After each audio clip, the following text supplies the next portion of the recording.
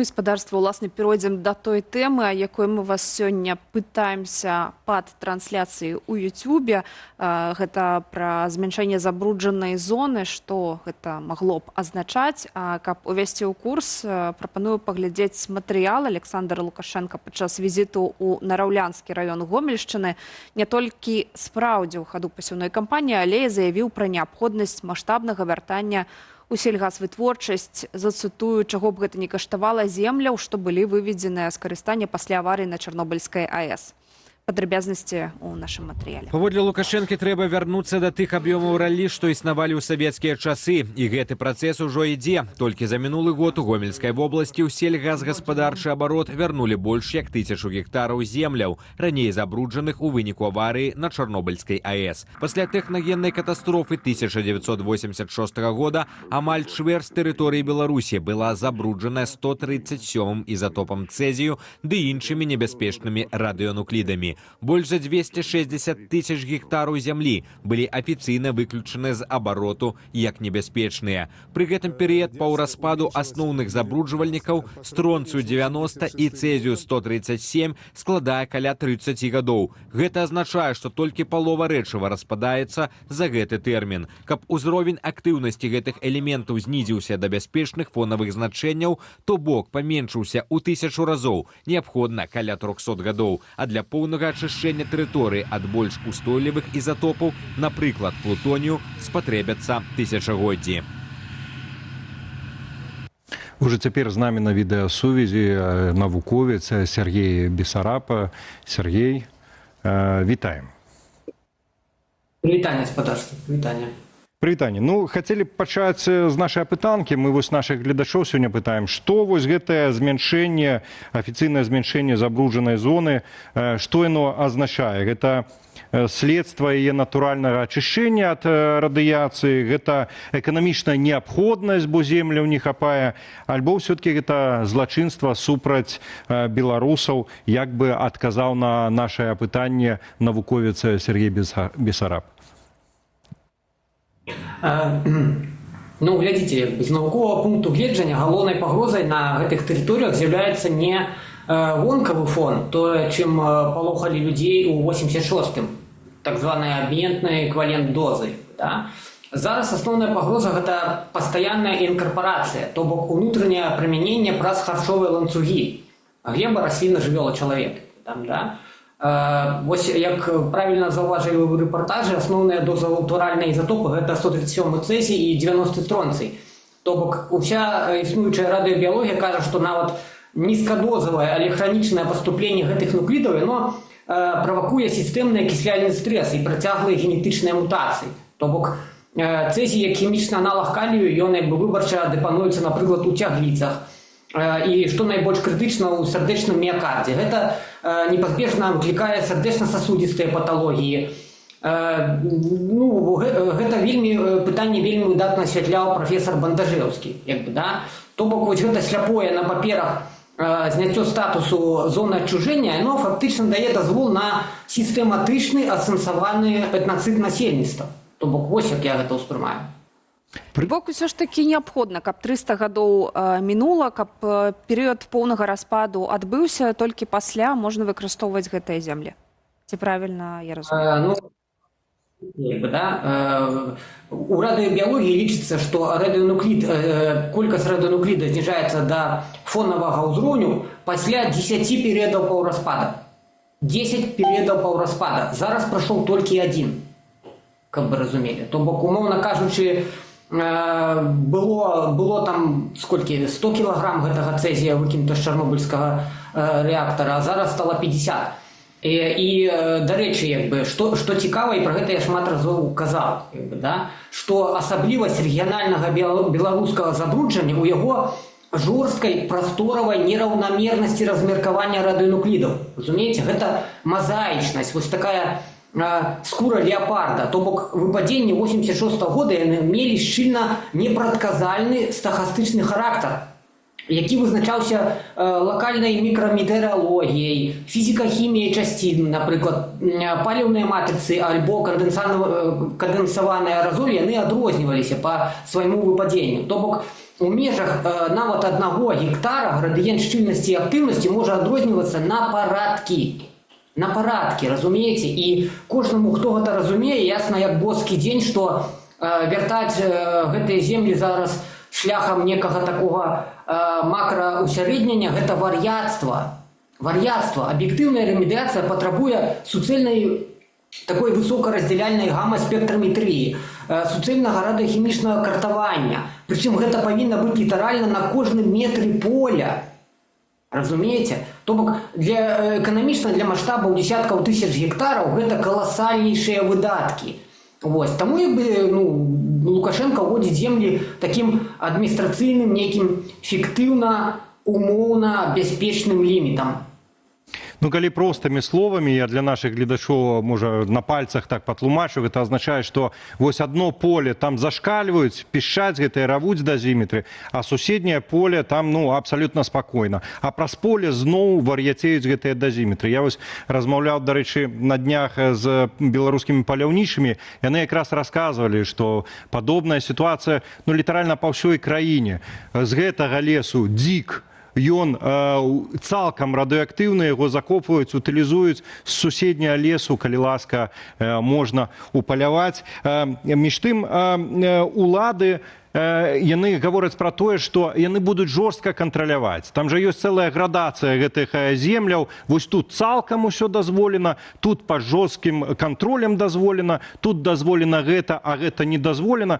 Улічваючы бардак, які ёсць у сённяшняй Беларусі, дзе кантраляваць могуць толькі хто там па-беларуску гаворыць, альбо дзе лайк якісьці паставіць. Наколькі ввогуле такі кантроль і заявы пра яго рэалістычныя? І ці не было б найлепшым кантролем тут, каб вось гэтыя чыноўнікі, яны самыя елі вось гэтыя харчы з гэтых тэрыторыяў, а таксама жылі бы там? Як вы лічыце? Ведаеце, гэта, конечно, мала б сэнс. Калі я слухаю вось пра гэты весь кантроль чыноўнікамі, я разумею, што мы проста ізноў убачым адну функцыю. Функцію, якая на мове спецыялістаў называецца разбаўленне або купаж. То бок працуем па той жа праверанай 86-м годзе пастанове Палітбюро ЦК КПСС нумар 32 ад 22 жніўня 86-го. Вы бярэце адзінку некага бруднага малака альбо збожжа з адноўленых земляў і змешваеце яго з 2 адзінкамі гарантавана чыстай прадукцыі з якой-нибудь віцебшчыны, напрыклад. Удзельная актыўнасць фінальнай сумесі падганяецца пад жорсткія вось гэтыя рэспубліканскія дапушчальныя ўзроўні. То бок на добры толк агулам ізатопаў не павінна быць у ежы, але ў Беларусі гэта укладаецца ў дапушчальныя ўзроўні. То бок атрымоўваецца нейкая чыстая на паперы ежа. Але з кропкі гледжання законаў біяфізікі, фундаментальнага прынцыпу Алара нават, калектыўная доза папуляцыі не памяншаецца. Насельніцтва па ўсёй краіне ўсё адно інтэгральна паглынае той самы фізічны аб'ём ізатопаў. То бок улады дамагаюцца зацвярджэння таварнасці экспарту, разумееце? Больш нічога. І паралельна яны губляюць галоўнейшае патрабаванне радыёэкалогіі, лакальную празрыстасць і ізатопную адсочвальнасць забруджаных прадуктаў. То бок, гэта проста... Я не магу з кропкі гледжання навукі нават неяк адэкватна гэта ацаніць, таму што гэта вар'яцтва. Акрамя вар'яцтвам гэта ніяк не назавеш. Калі апрацоўваецца сухая зямля, то ўтвараецца пыл. Атрымліваецца, калі мы радыеактыўную зямлю будзем апрацоўваць, то і землі чыстыя будуць падвергацца гэтаму забруджванню ў выніку? Безумоўна, будзе міграцыя. Гэта, вось, ведаеце, вельмі добра на прыкладзе меліярацыі, напрыклад, можна патлумачыць. То бок, вось гэта прамое антропагеннае ўмяшанне, тая самая меліярацыя, да? Яна незваротна парушае, так бы казаць, статус-кво у радыёэкалогіі раёна. Пераўвільготнаныя анаэробныя глебы і тарфянікі яны 40 гадоў дзейнічалі як натуральныя біягеахімічныя пасткі. То бок радыеактыўны комплекс быў схаваны і фіксаваны там без кіслароду.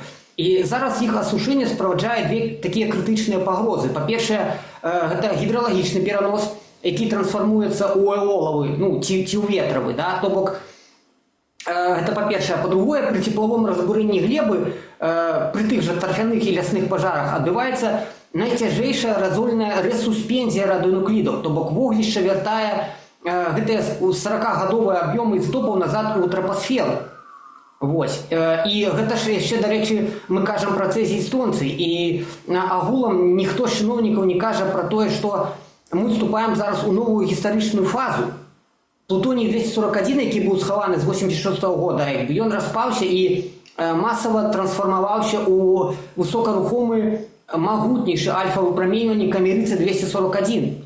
Разумееце? То бок, добра, гэта проста там на поле кудысьці пераляцела, але ж яно можа патрапляць у лёгкія людзей. А дыхаць аэразолем альфа-часцін – гэта лакалізаваць амерыцыю эпітэліі бронхаў. А каб вы разумелі, як бы амерыцы, яго так званы вагавы множнік, ці каэфіцыент адноснай біялагічнай эфектыўнасці, ён у 20 разоў вышэйшы за каэфіцыент для гама ці бета-выпраменьвальнікаў. То бок гэта абсалютна катастрафічна пры інгаляцыі праз органы дыхання. Вось. І расхістваць зараз па лесе там некімі плугамі ці трактарамі пасля таго, як стварылася такая прыродная каранцінная пастка, гэта проста апафеоз медыцынскага вар'яцтва. А што ж тады рабіць людзям? А што рабіць людзям, якія будуць вымушаныя працаваць на гэтых палях? Ці могуць яны хоць неяк сябе забяспечыць? Як не цынічна это прагучыць, але яны смертнікі. Яны смертнікі, як бы, в прынцыпе... Конечно, можна ім параіць выкарыстоўваць рэспіратары. Вось гэтыя рэспіратары, паўмаскі, якія выкарыстоўваліся падчас ковіду. Таму што як радыяцыя, як вірусы, яны пераносяцца ў выглядзе аэразоляў. Яны трапляюць у чалавека праз лёгкія, праз паветра. Всё гэта як бы аэразолі, гэта калоідная хімія. Таму выкарыстоўвайце, калі вы там працуеце, выкарыстоўвайце маскі, каб забяспечыць сабе абарону ад гэтых аэразолей. Але гэта ж садзіцца недзе на адзенне, садзіцца на валасы. Калі вы прыйдзеце да хаты, скінеце маску, гэта ж таксама будзе ізноў рэсуспензіравацца, і трапляць у паветра вашага будынка, вашай кватэры. Гэта ізноў будуць дыхаць вашы дзеці. То бок, я не ведаю, што тут казаць. Сергей, вельмі паказальна насамрэч, што пры абмеркаванні гэтай тэмы у нас гучыць такая жорсткая лексіка, як смяротнікі, медычнае вар'яцтва. І сапраўды, калі глядзіш на гэтыя навіны, яны збіраюцца зараз торф распрацоўваць, сушыць тыя балоты яшчэ больш. Пры тым, што там пясчаныя буры, звыклая справа. Акрамя гэтага гараць лясы, которые таксама утрымліваюць гэтую радыяцыю. І гэты дым куды ляціць? Па ўсёй Беларусі. Гэта сапраўды тут толькі за галаву можна схапіцца. Як гэтае вар'яцтва можна патлумачыць? Няўжо гэтыя людзі гэтага не разумеюць, што яны забіваюць увесь народ? Няўжо гэта вось такія маньякі, крыважэрцы, людажэры, которым вось сённяшняя хвілінная выгода важнейшая за лёс цэлага народу?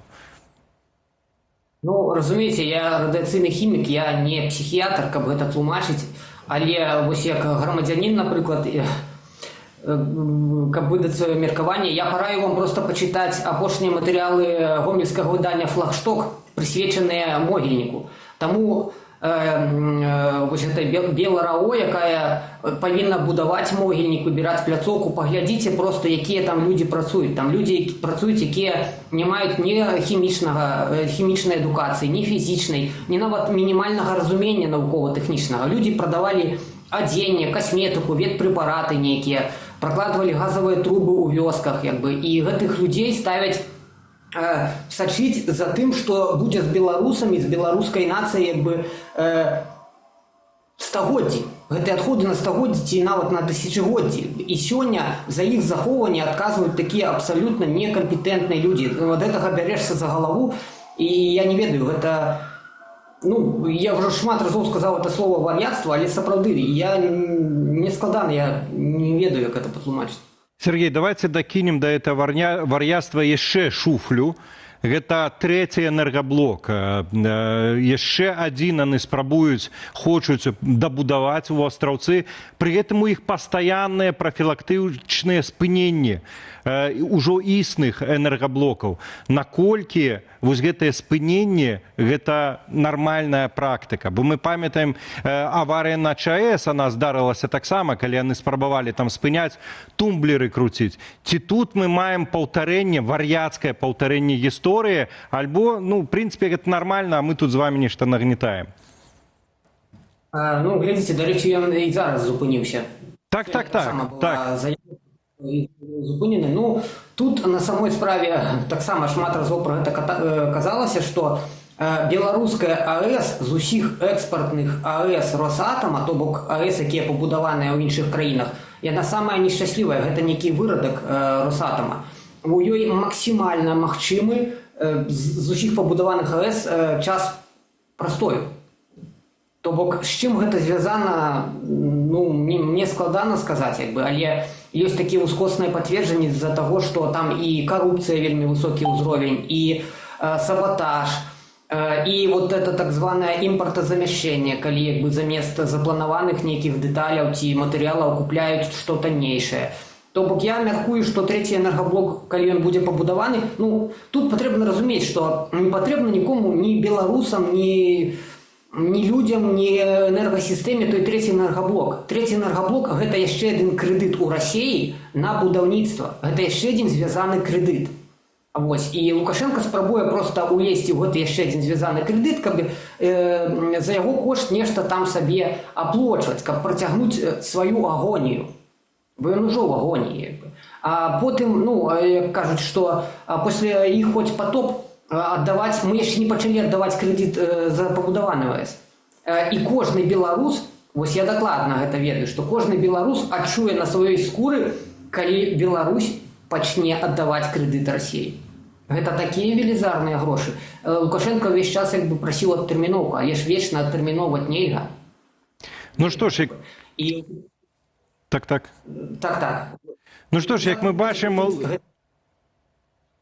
Ну што ж, як мы бачым, Лукашенко надта хацеў пабудаваць нейкі помнік сабе, каб пра яго памяталі пакаленні. Он там і ледовыя палацы будаваў, і электракамбайн ўсё марыў пра яго, а па выніку збудаваў тое, пра што будуць сотні пакаленняў беларусаў дакладна памятаць пры кожным развіцці падзеяў. Сергей, дзякуй вялікі за сённяшнюю размову. Мы спадарству хочам нагадаць, Сергей Бесараб, навуковец, быў з намі на відэасувязі.